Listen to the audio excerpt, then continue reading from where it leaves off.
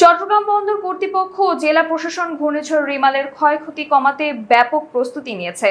এরই মধ্যে 4টি কন্ট্রোল রুম খোলা হয়েছে। চট্টগ্রাম ও কক্সবাজার সমুদ্র বন্দরকে 9 নম্বর মহাবিপদ সংকেত দেখাতে বলা হয়েছে। জেটি ও বহির্নোঙরে থাকা জাহাজের পণ্য ওঠানামা খালাস বন্ধ করা হয়েছে। তবে যেসব জাহাজে পণ্য ওঠানামা অর্ধসমাপ্ত অবস্থায় আছে সেসব জাহাজে দ্রুত কাজ শেষ করতে বলা হয়েছে। আজ সকাল থেকে বন্দর চ্যানেল, জাহাজ, jetty, yard, shed, handling equipment নিরাপদে সরিয়ে নেওয়া হচ্ছে। ইতিমধ্যে বন্দরে বহির্নোঙরে থাকা সকল লাইটার জাহাজ কর্ণফুলীর উজানে পাঠিয়ে দেওয়া হয়েছে। ঘূর্ণিঝড় রিমালের কারণে সম্ভাব্য ক্ষয়ক্ষতি এড়াতে নদী বন্দরগুলোতে সতর্কতা নেওয়া হয়েছে।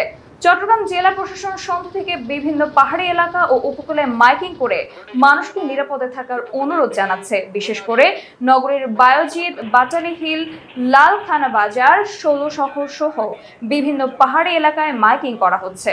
পাহাড়ের পাদদেশে বসবাসকারীদের অবিলম্বে সরে যেতে বলা হয়েছে। জেলা প্রশাসন 785টি আশ্রয় কেন্দ্র প্রস্তুত রেখেছে।